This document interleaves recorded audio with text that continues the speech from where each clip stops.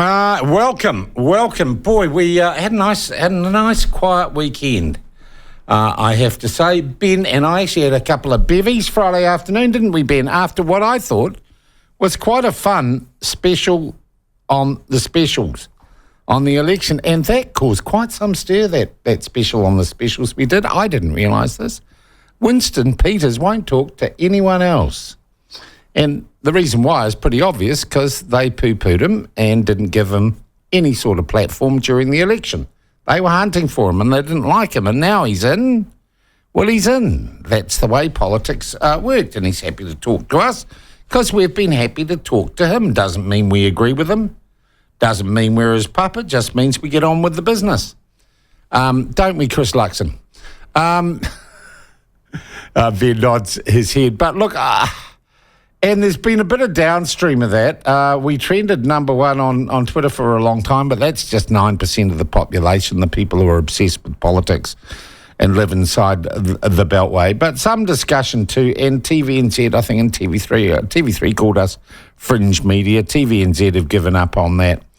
And I think TVNZ did some hissy fit story from one of their reporters saying, oh, Mr. Peters won't talk to us, and he turned us away at his door. Well, he's allowed to, you know, particularly when you publish and you are such a shite organisation. And I'm going to say that. I had a little contretemps on Twitter with Jack Tame yesterday. Part of the, what's it called, Q&A, or No Idea, or whatever it's called. Q&A did an interview on Sunday, and no, Jack, I didn't bother watching it because the headline and the setup was enough to turn me off. They went to a wokester, left-wing sort of academic guy who'd been to Cambridge and been, I don't know, to Socialist Youth International. They go to this guy and they interview him about his theoretical plan for peace in the Middle East. Peace with the Palestinians. They do a whole interview on this, very serious, Jack sitting there being super interviewer.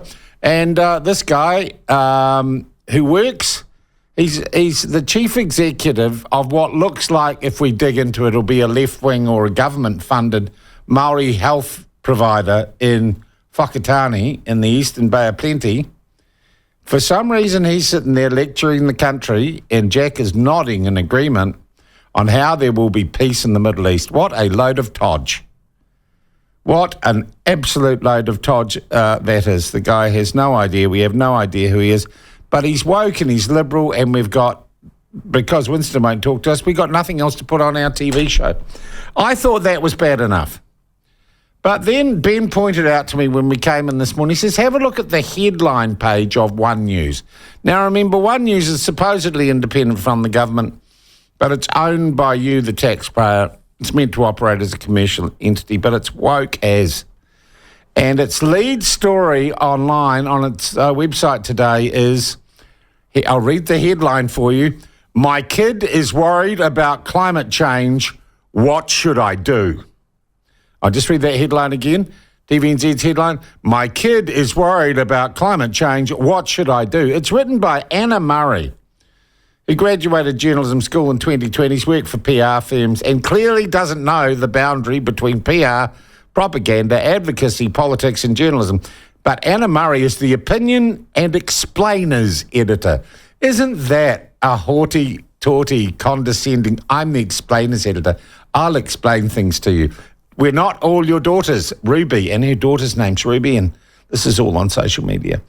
But I'll then read just the first paragraphs of this crap that is worthy of front page news in One News. Climate change affects everyone, but is looming especially large for children. How should we discuss this sometimes scary topic with them? Anna Murray asks, wait for it, asks an expert. My kids ask me a lot of questions. Where do babies come from? How do fish breathe underwater? Why is the sky blue? Why do I have to brush my teeth if they're going to fall out soon anyway? Usually I know what to say, even if that sometimes means a quick Google on my phone. But my 9-year-old stopped me in my tracks over a dinner a couple of weeks ago with this casual query: what is climate change? I chose to be as scientific as possible with the answer and mumbled something about the planet warming up. I didn't talk about what the warming planet means for us, mostly because I'm a coward who can't face talking about an existential crisis over spaghetti bolognese, but also because I want my children to have as long as possible before any anxious thoughts about the future creep in. And you get the feeling, and they get in an expert, and it's all hand-wringing and complete crap. Poor kid with a paranoid mother who couldn't journalism her way out of a paper bag. So I'm sorry, TVNZ, just why do you think public trust in mainstream media is going down the googler? Why do you think Winston Peters doesn't talk to you? Maybe ask Anna Murray. I think there's an explanation for you. More on that maybe later. Take it down, TVNZ, put some real news there. Some real news, please. But that you can't put Jack's interview because that wasn't real news either, could you? It's just like they're just a bunch of woke people looking for someone to listen to them and watch them.